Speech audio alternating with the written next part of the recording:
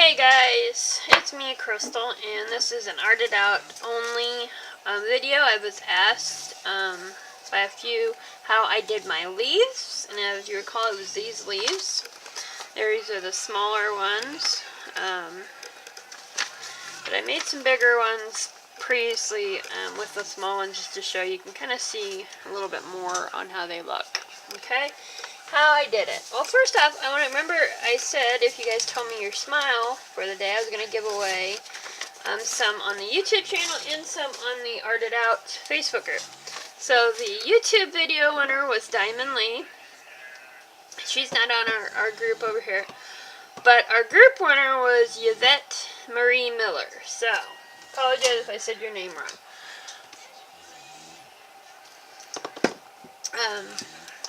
If you're, Yvette, if you haven't put your name, I believe you're in the Happy Meal, so I'm not too worried about it.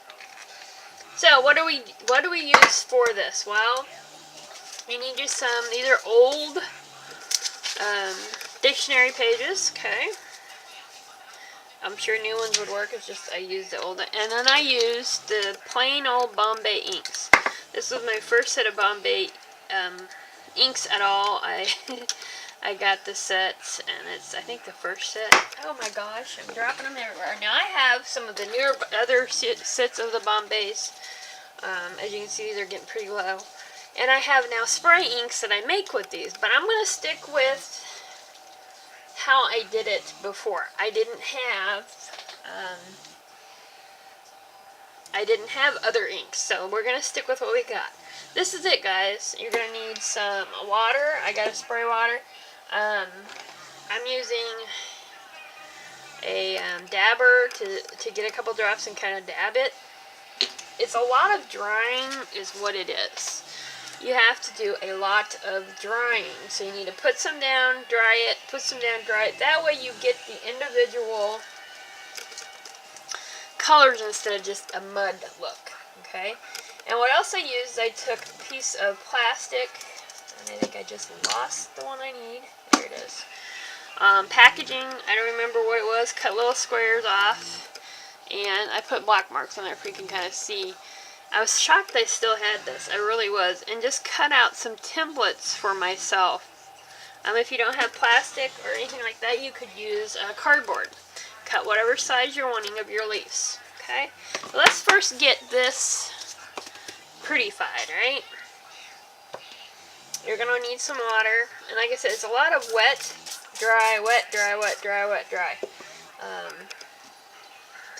Most of mine were yellow, orange, and red, and then at the end I ended up throwing in a little bit of the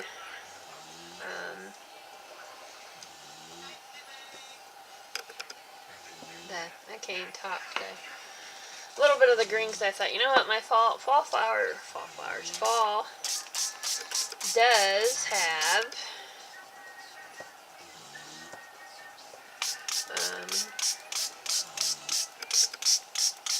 some green in it, you know. So this is all you're going to do. You're going to put it on, you're going to spray it, you're going to put some on, you're going to spray it.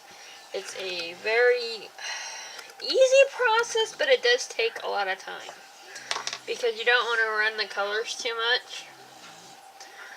I'm going to do orange with the yellow because it won't give me that.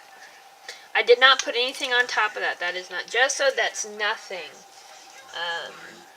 That's just a page and it. I didn't use I did not use gesso on it or anything like that. That's not what it's about.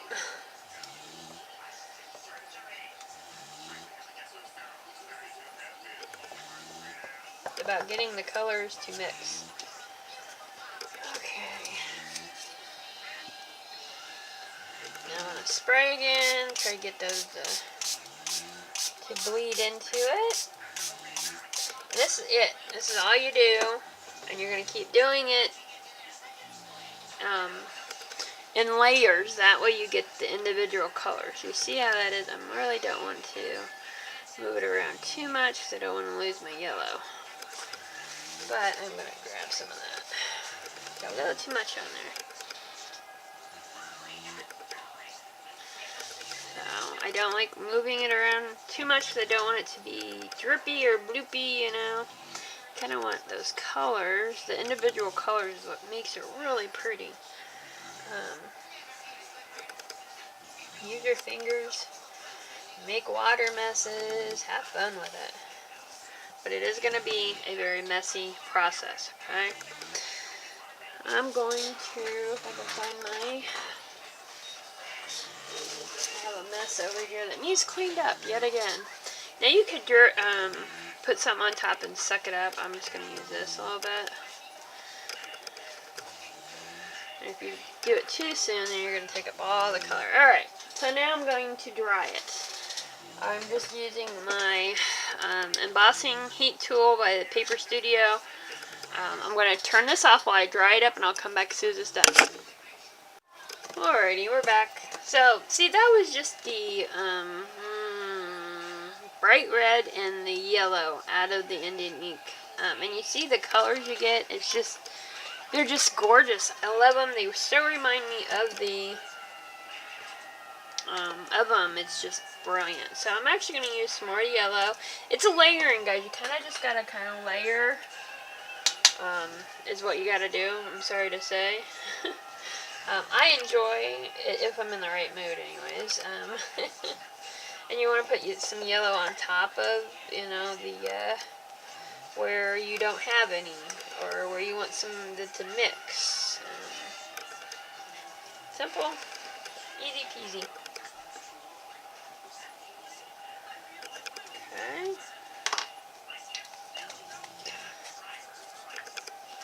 Once again, ooh, I'm getting that. Like I said, I dried it up, so we're adding another layer here. Now I'm going to let this one be like this, and then I'm going to move the yellow around. One thing I love about the Bombays is, once it's dry, you're not going to get, I'm trying to get this yellow on here, you're not going to get any pickup of the red and orange. So I like using them in making my own ink spray, or your spray inks, because they're permanent. So, alright, let me wipe this edge up here. Beautiful! It's looking so pretty, isn't it, guys? Alright, I'm going to let this sit a couple minutes, let that color really get in there. Then I'm going to do the same thing. I'm going to dry it, and then we're going to come back and probably put some more of the bright red on, and maybe a hint of green. So, I'm thinking we might go ahead and add some of the orange now. Should be alright. You just got to be really careful not to get the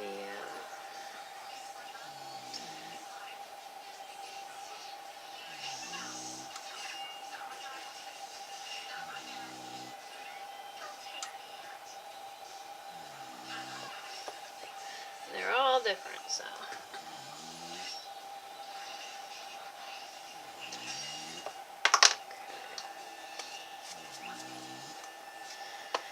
Oh, here.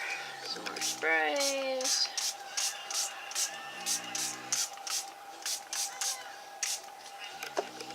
And if you really want, you can use a brush, a paintbrush, kind of move it around some. I like the water spray look better, in my opinion.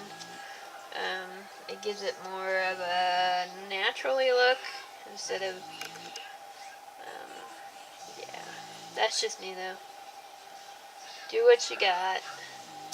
I'm assuming this would work with any ink wise.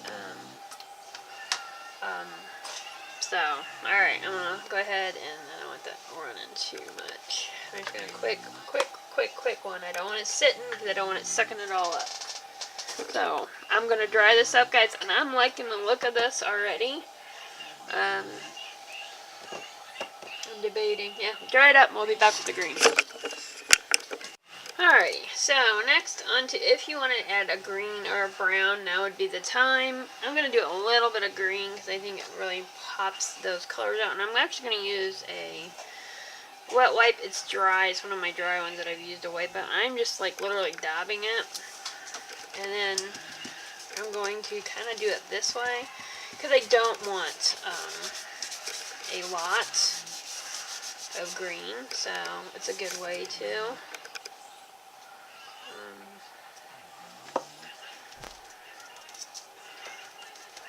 If you want more, you know, put more on. But that's up to you. Like I said, I don't like a lot of green on them. So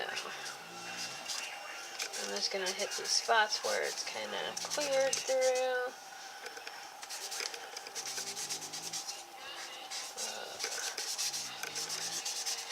There you go.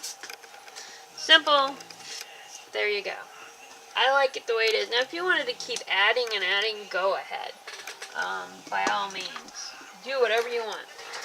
Now, excuse me. On to now, because this was before I had stamps, guys. I didn't have hardly any stamps. I had no die cuts, which I don't have any die cuts now, or punches or anything. And you can do this with anything. Like I said, you can use a piece of plastic off a packaging material you bought in something from the store. Or you can use a cardstock and do it with whatever you need to make you some, make you a template. Or you can freehand it if that's what you want to do. I'm going to use one of these. I want to show you how I did. And the other one we're going to do something a little bit different because I thought, hey, why not now that I have it? So, now I used, if I recall, just a, if I have it, I'll be doing good. I used a Sharpie fine, the fine one like this. I don't have a fine one, I only have the fine, not the ultra fine, so we're going to use this, same thing. And you're going to take your marking tool and do what you want. I mean, what I do is go about it once with the template, okay, and then I'll go through and do them all, and then go back through and go around them, like, backwards. Make them to look scrinkly, okay?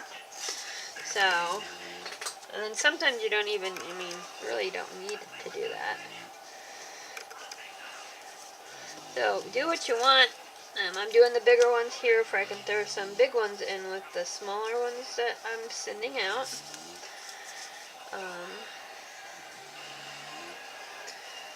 The only thing afterwards, what I would tell you to do is,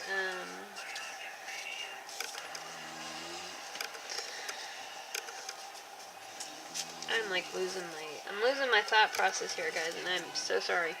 So you do this, fill out your sheet, and then like I said, you take your, and go backwards. If you go around it once that way, then go around it backwards, but do it messily, okay? Because that's kind of gives it a cool kind of look to it, in my opinion.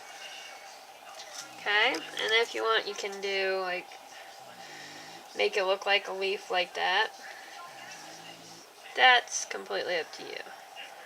However you want to do your leaves.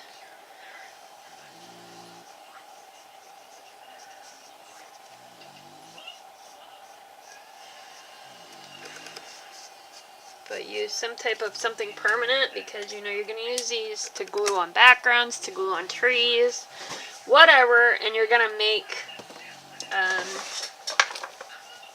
yeah, you're going to cut them out. So, what my other thought process is, not only doing these like this, if you have a stamp with a leaf on, which I do now, you could stamp them out, make your backgrounds, take your stamps here, and voila, and then you could cut that out. That's another option for you. If you're wanting something a little different, then, you know, that. If you have it, I didn't have any stamps back when I first made these. So it was fun. It was a way for me to do, you know. I still think mine are cooler. If you're looking for that whimsical-y type of a look, which, you know. So, You can get quite a few if you put them pretty close together. And then you gotta cut them out, guys. And I am not one that likes to cut shit out. I don't like fussy cutting or anything like that. I don't do it. And if you look on mine, let me see if I can get the big ones again. Yeah, if you look on the mine that I already did, some of them, the lines are cut. I went over, you know, go around it, but you don't have to make them perfect, because then you're not going to see the lines, and that's what makes it cool. So, let me finish this sheet out, and then I'm going to show you the next step. Alright guys, that's it. Now you're going to cut them out, but before you do that, you might want to, especially if you're using stuff that does move, if you have inks that you're using that aren't permanent, or if you had a marker, whatever you use that's not permanent, you need to seal these. I'm using, today I'm going to use this. It's a clear acrylic sealer. It's what I use on all my stuff to keep stuff from moving.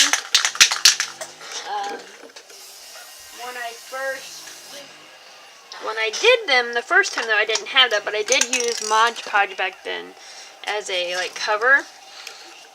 I now don't, because, you know, the Mod Podge sticks, and I'm not all into that. So, Mod Podge glue is what I'm referring to. But these don't stick, but they do if you notice, because I did end up going back through and, using a wax candle to rub on them to keep it from being sticky. So, I don't have that issue now. Then, yes, so, there you go, guys. This is, a way, if you don't have a lot of supplies, you can always find a way to do it. Now, is it always going to be time-consuming? Yeah, probably. You're going to take some time. But, you can use this technique with anything. You know, any type of coloring. If you don't have inks, you could take those colors, water them down, and do a blotchy type of a background with them. It does not have to be ink. I'm always saying use what you got, but I was asked how I made them, and this is how I'm going to show you how I made them.